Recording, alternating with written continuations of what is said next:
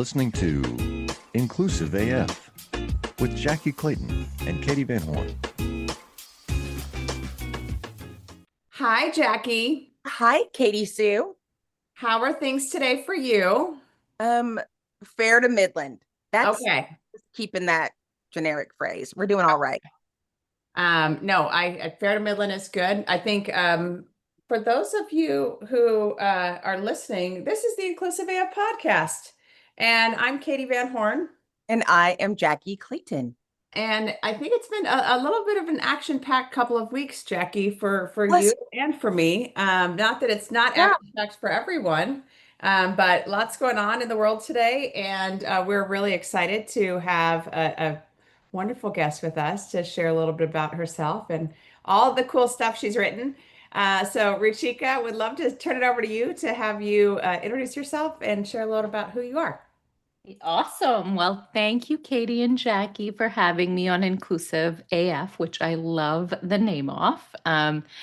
Everyone, my name is Ruchika T. Malhotra. I am an inclusion strategist. I run a strategy practice that advises leaders and organizations on creating effective, good cultures called Candor. I'm also the author of 3 books. You may have read my last one, Inclusion on Purpose, and my newest one is called Uncompete, out November 4th. Which I'm dying to read because I don't even know what that means. Like I was born at 12:01. Like I was born into this world with competition, trying to be the first of May 30th, like right in there. And I've been competing ever since. So I can't wait to read your new book.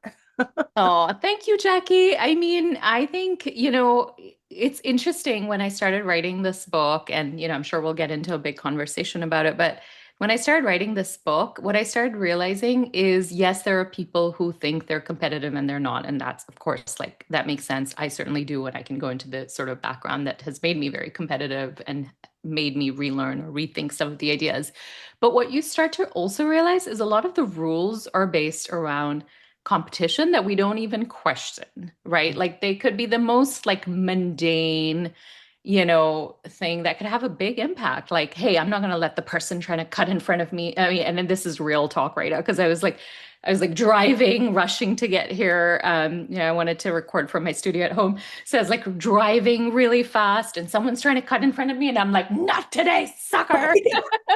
And then later I was like, okay, because every time I do that now, because of this book, I'm like starting to think, I'm like, gosh, that could have ended really dangerously. Right. And for what?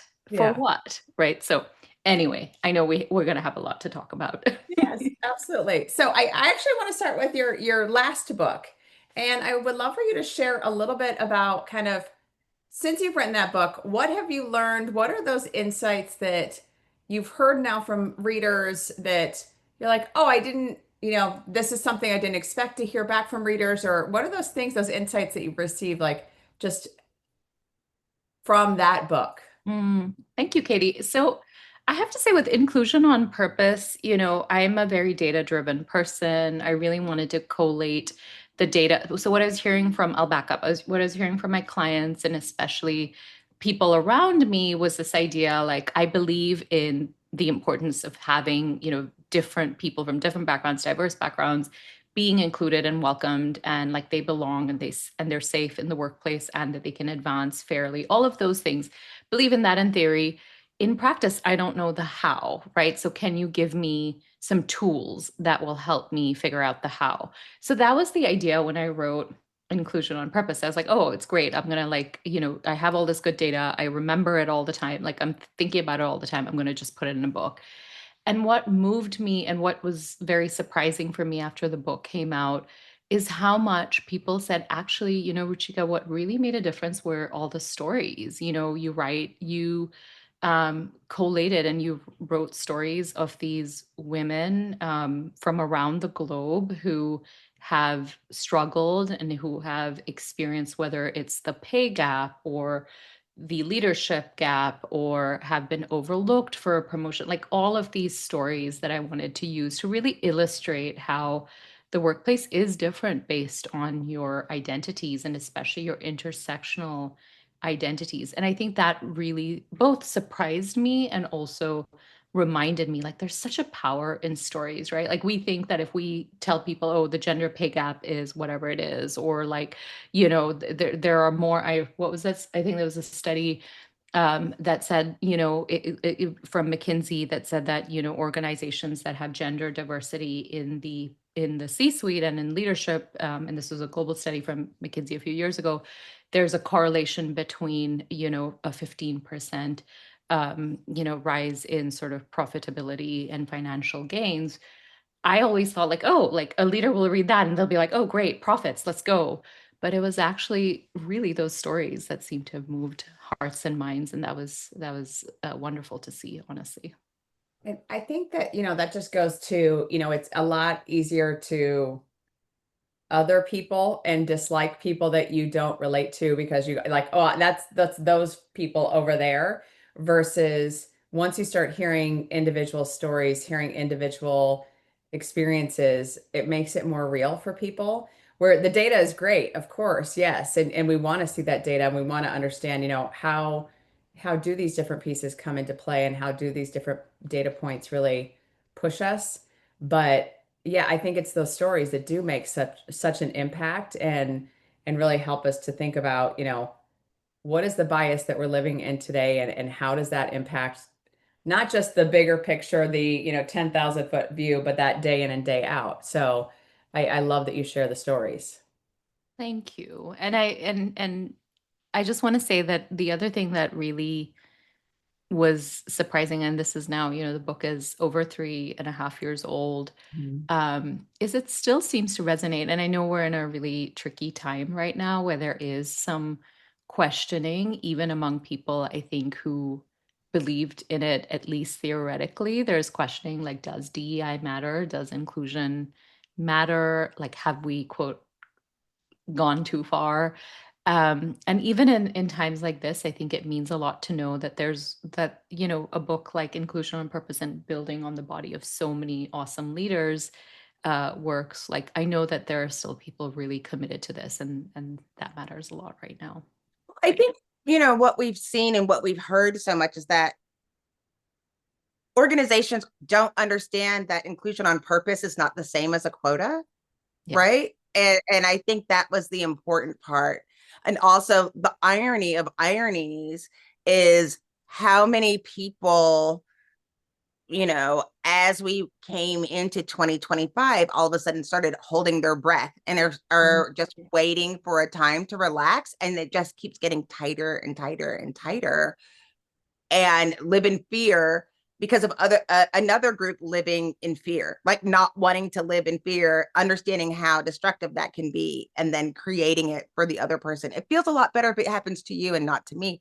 And without understanding how we can all come together, I find I find it fascinating and also terrifying at the same time. What else have you seen as you've been doing this work for such a long time?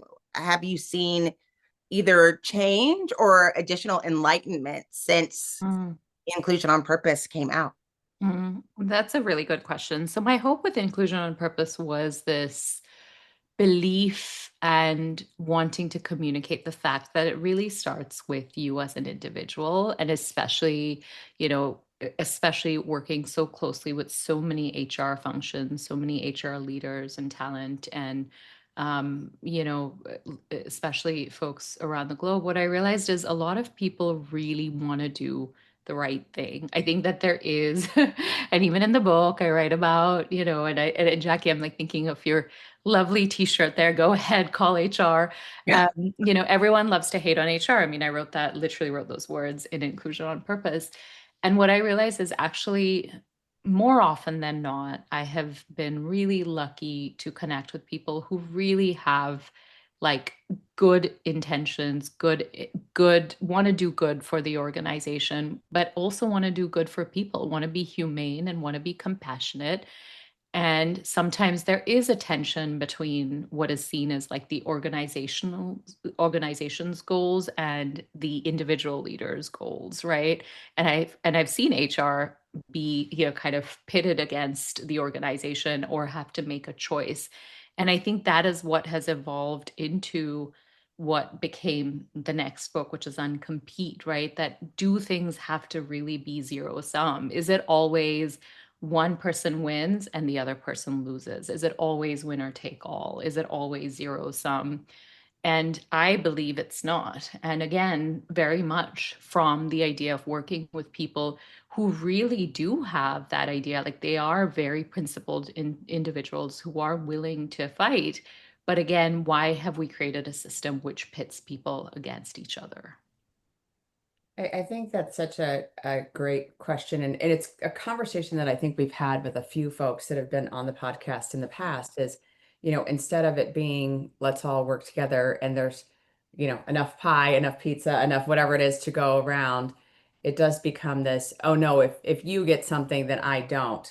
And, there's this tension there that I just don't think needs to be there. Mm. But, shifting to the Uncompete, your book Uncompete, would love to hear a little bit more, if for folks that are listening, you can go to Ruchika's website and get the framework. And so would love for you to talk us through kind of how you came up with this framework. Tell us a little bit about it.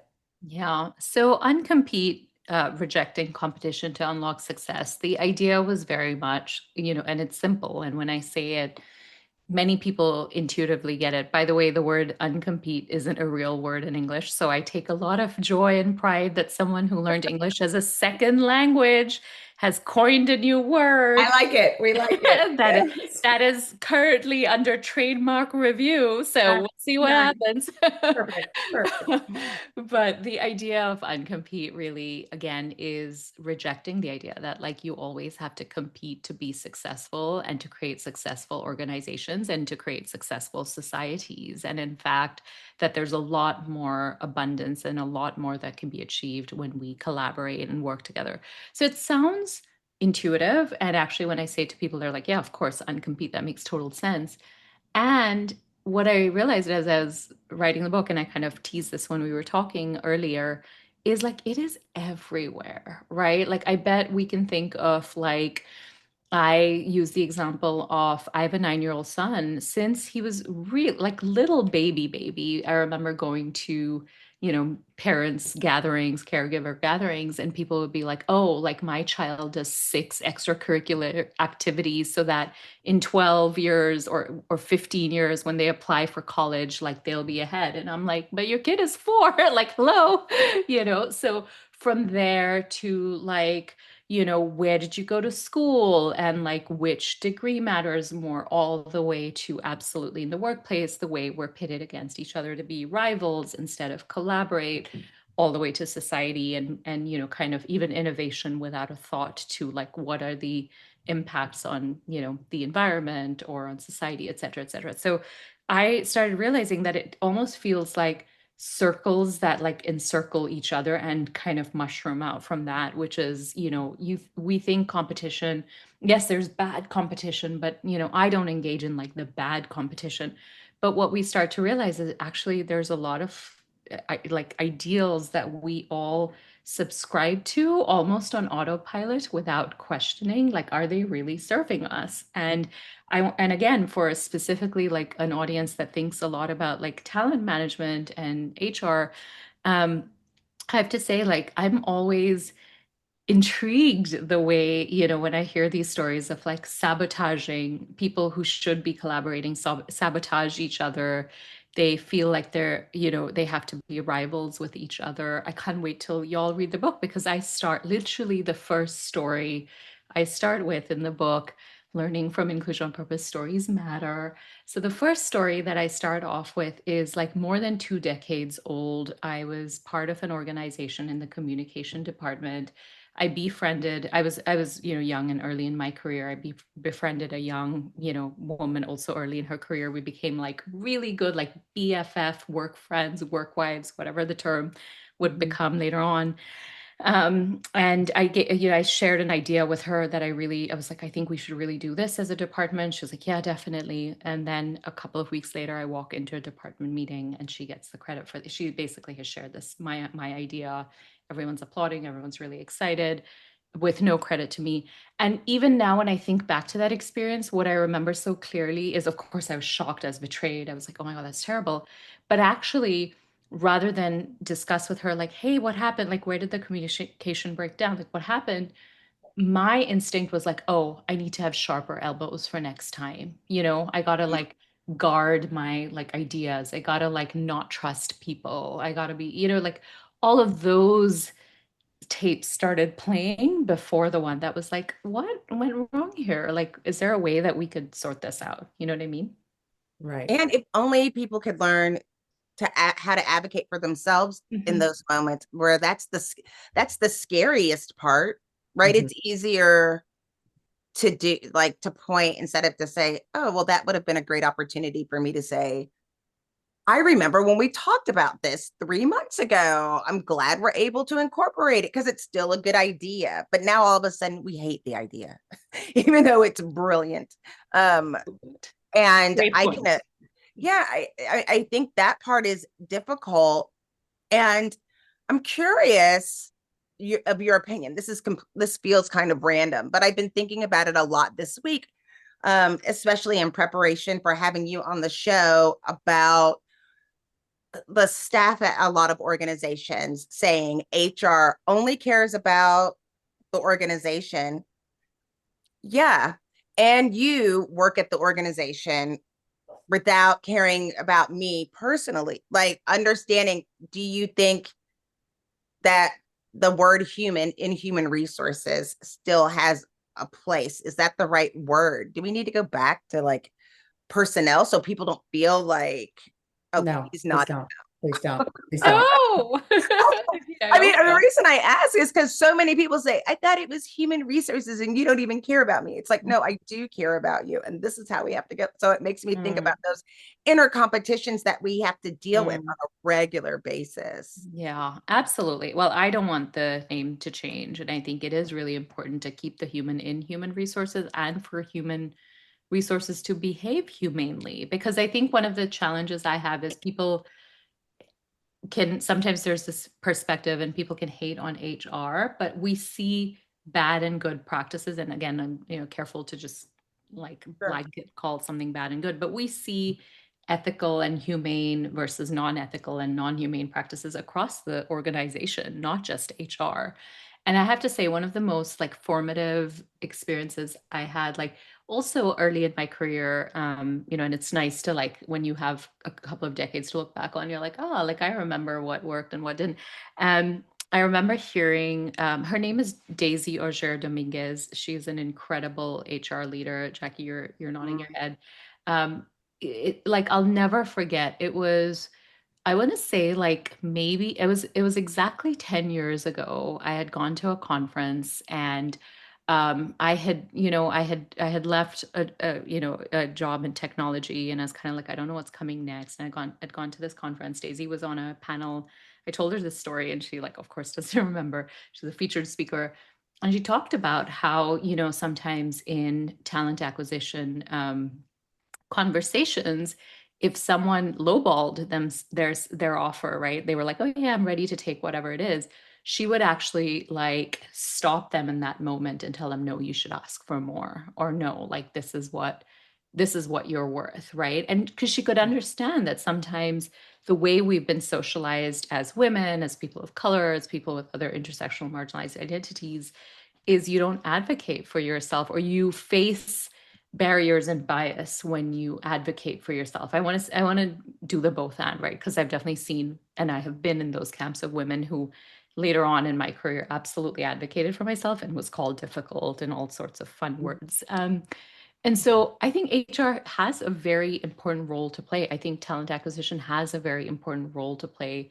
The question is, can you do it, with humanity, with compassion, and ethically? And I don't think, again, it's an us versus them. I think any organization also wants to have people who feel welcome and like they're being treated ethically and humanely. So it is a win-win, but the narratives are sort of pitted against each other.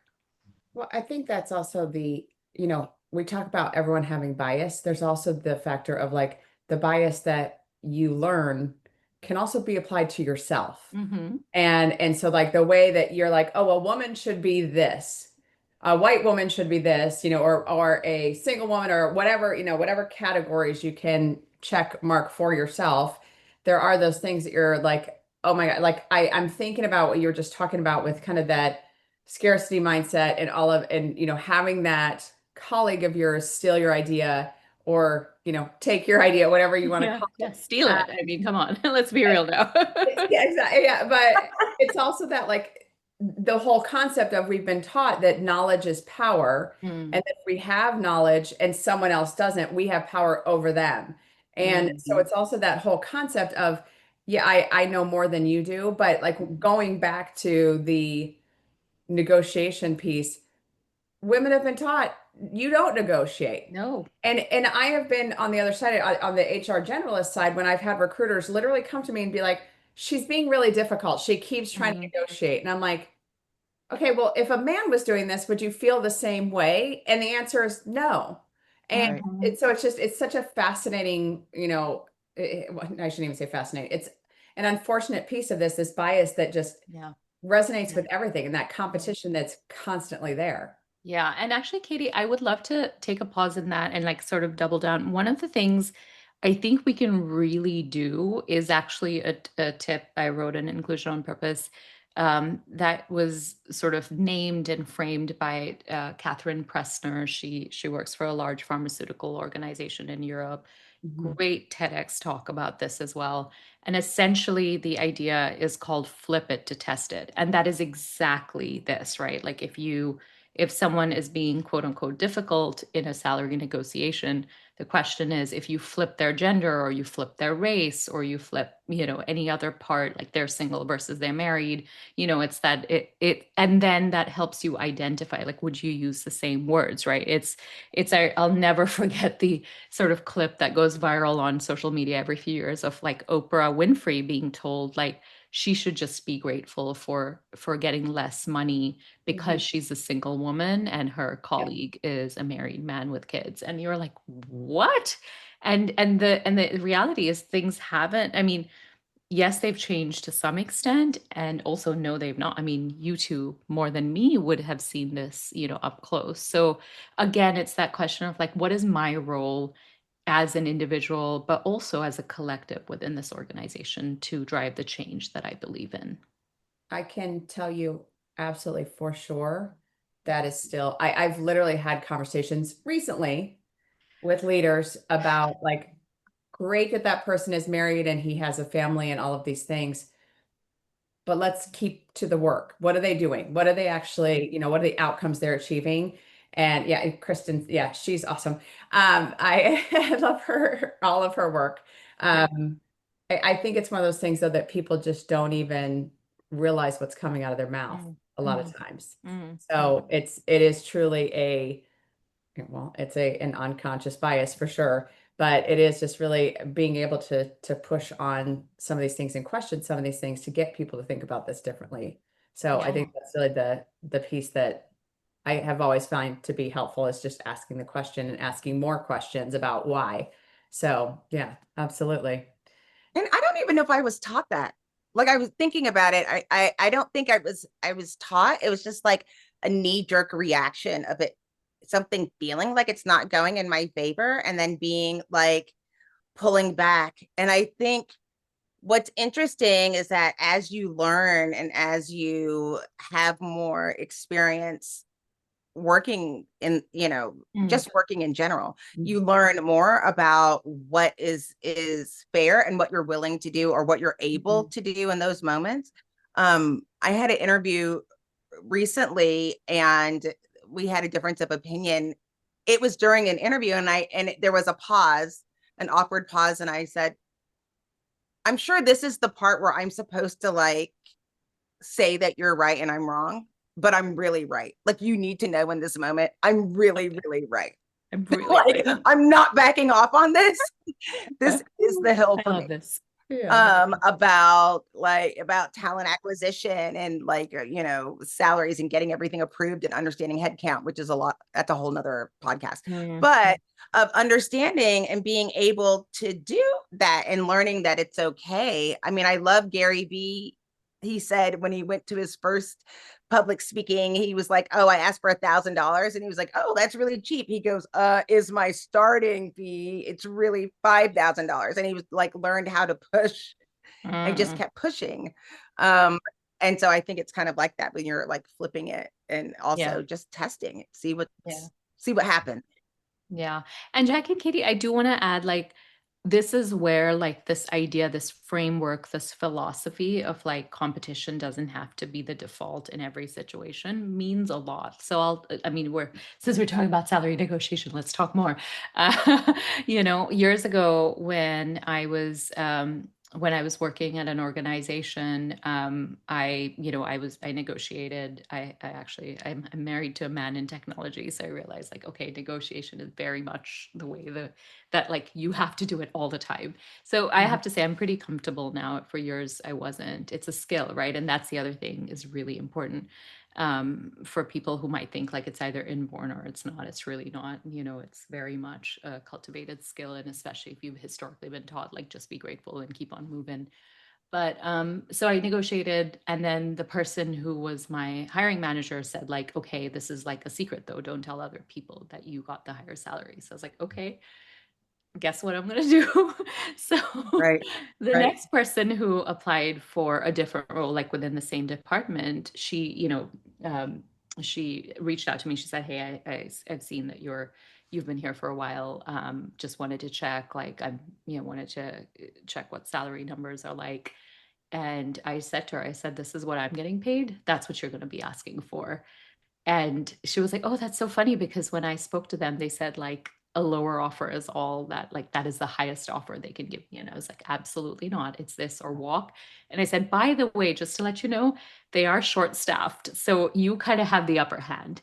And I have to say, like, this idea that like she would be my rival was so pervasive, right? And like, why would you deploy information, like important information that benefits someone else? Like it could hurt you. And I just don't buy that.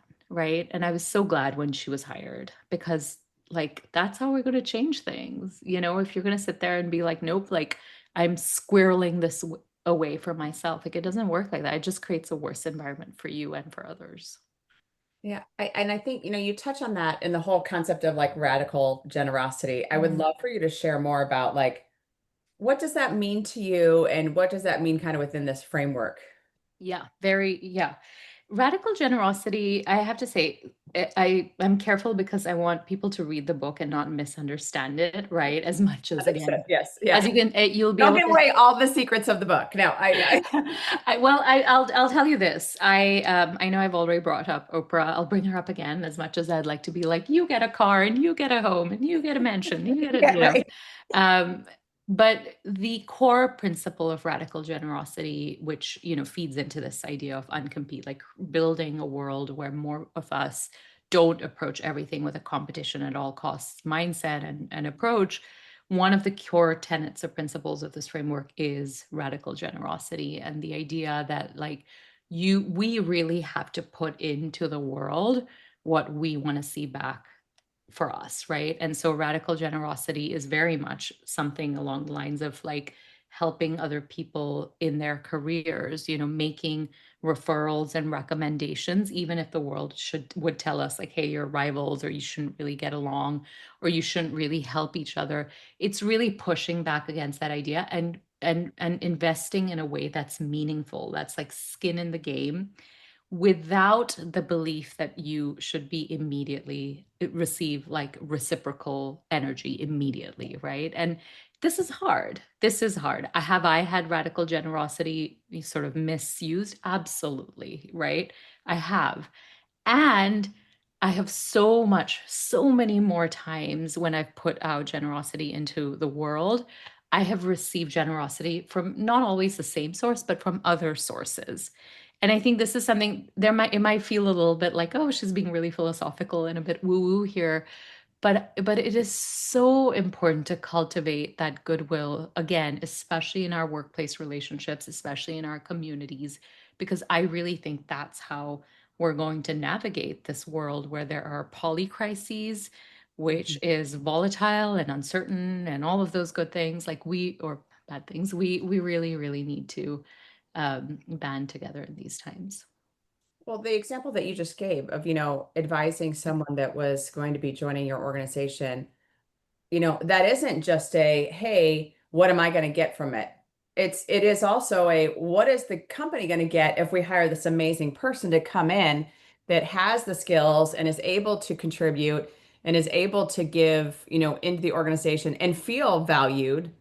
They're going to have a very different experience than if they come in and they realize, 6 months in, oh, wow, I kind of got shortchanged on this job. So why am I engaged? Why am I excited to be here? So that is absolutely, in my mind, paying it forward and kind of putting out into the universe what you would want to have someone do for you, or, you know, because of you, whatever you want to, however you want to frame it. So, I think that radical generosity, and I will tell you, and Jackye knows this, and it's kind of a running joke with us because she knows that I have the memory of, the worst memory ever. But I've had many times when it's been hey, this thing happened and I'm not sure how this person remembers me, or how, I don't know what conversation occurred or whatever it might be, and it's always like something coming that is unexpected and positive. Which is, it just shows that it does actually work. And it maybe it is a little fluffy, you're right. But at the same time, I think it is, what you're putting out in the universe is what you get back. So for sure. I mean, to me, I look at the science around gratitude, which is research backed, right? It's this idea of like, do you think the world owes you something, or do you think that like you have a part to play in the world and that you're grateful for what you have and that you have the ability to pay it forward, right? And the research around gratitude is really powerful. Grateful individuals, people who keep, one of the most powerful ways to have better mental health, have a more positive outlook in life, feel more engaged even in the workplace, but certainly in society, is by engaging in gratitude practices, right? Whether it could be writing it down or saying it out loud, or being sort of in communities where you get to express what you're grateful for. But again, having this like core belief that like things are happening for me and not to me. And even though, again, it may sound a little fluffy, I have seen it in action, and I have written about, it in Uncompete. And this has been people who are in the workplace, people who have their own organizations like myself, and people out in society. Like, we really do have a responsibility and a very powerful role to play in creating organization culture that we want to see and thrive in. Well, and I think right now it's such a critical practice though, too, knowing all of the different, like, you can't leave I'm sitting in my little office here. You can't leave your office without feeling like the hits just keep coming on Yeah, from every corner. you're so right. Yeah, what's going on in society, what's going on, just in every arena. So Yeah. having that gratitude practice, whatever that might look like, it is so important that, hey, I woke up today. There's Yeah. there's a big one. So Yeah. Yeah. And one caveat, which I think is important when I talk about gratitude specifically, it is weaponized against women sometimes, and against women of color specifically, like, oh, you should just be grateful you got this role. It doesn't matter that we're underpaying you severely or whatever it is. So I just want to obviously be very clear, yes. like, we can absolutely engage in a gratitude practice and also advocate for ourselves when we are being shortchanged. I mean, both things can be true. 100%. And again, I think this is where, like, when you create a community of radical generosity, I think people will look out for each other. I've seen people look out for each other in a way that is meaningful. Well, it also means, I laugh. Me and my husband always say, "Oh, you're going to learn today." That's a gift.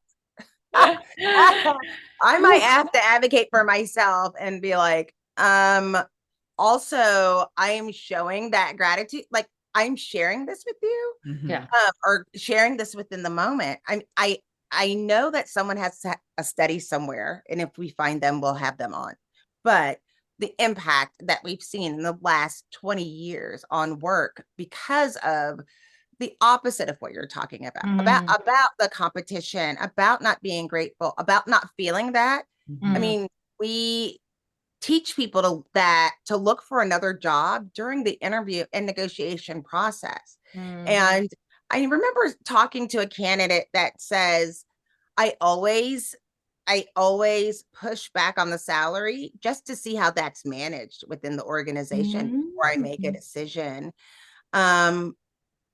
And again, like on this side of, running TA, but then also as talking to different organizations, it's interesting in the process when you hear people say, this is what they want to call the role because of this situation that happened, like people spilling all of the information, and you're like, wow, how is this a place that we want to work? I mean, we're losing that knowledge. You have to start over, and we're all suffering because of that. Innovation suffers because of that. And I again, I've said this on the podcast several times about how people during engagement surveys, and the one that always stands out was the person that said, can I just go to work and go home? Can I just do that? And I think ultimately that's all what we want to do, is be able to just go to work, do a good job, and leave. But we create these environments where that isn't the culture. And it's so important to be able, we can do so much more together.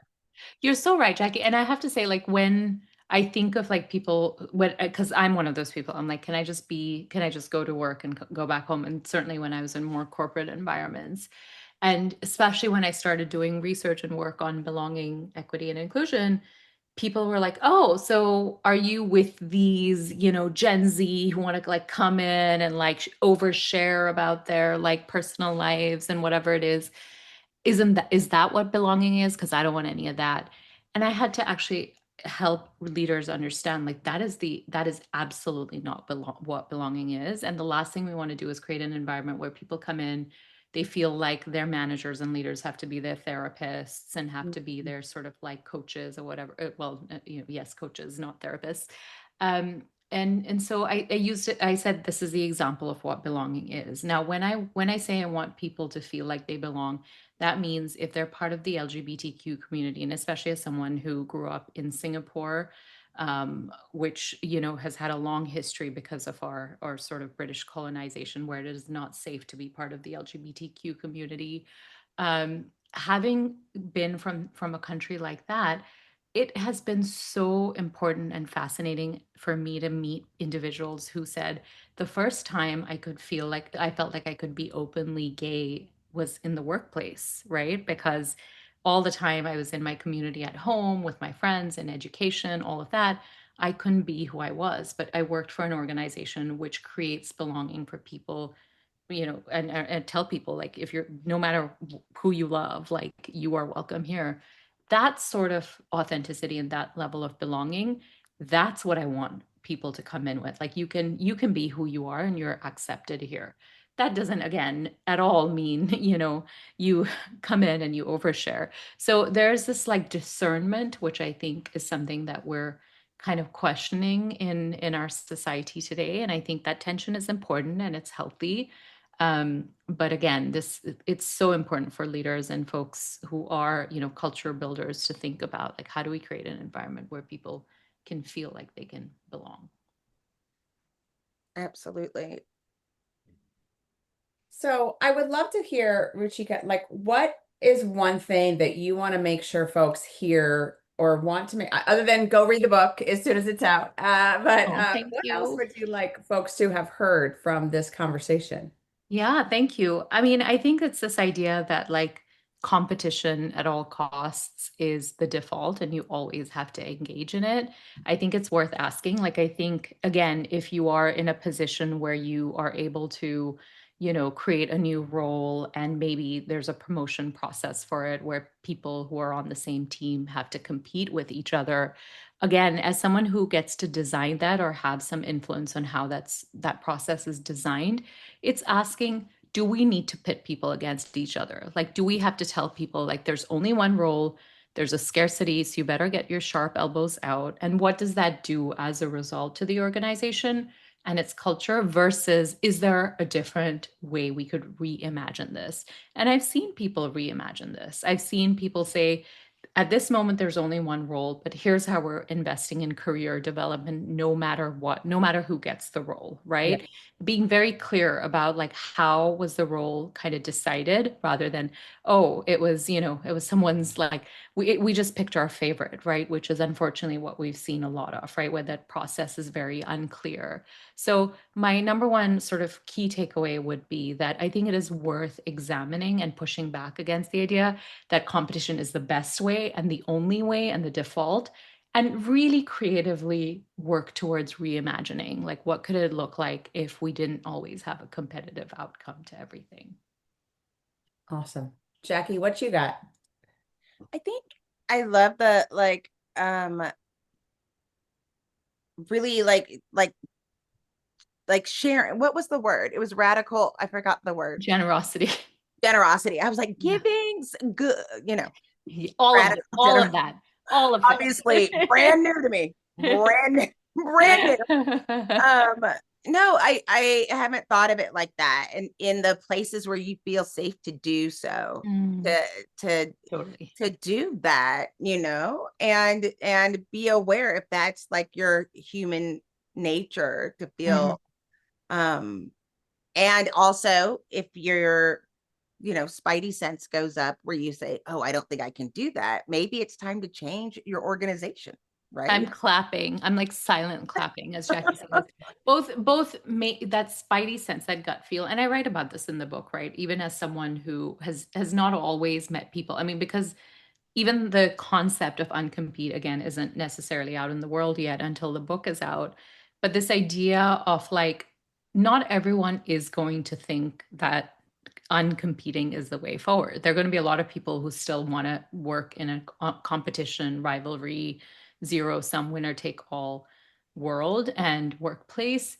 And if they model that to you, it is okay for you to say, hey, like, I'm not engaging in that. And whether that means, work for a different organization, whether it's have the conversation like, hey, I'm trying to approach things with radical generosity. I don't want to compete with you. How about we talk about what it means to uncompete?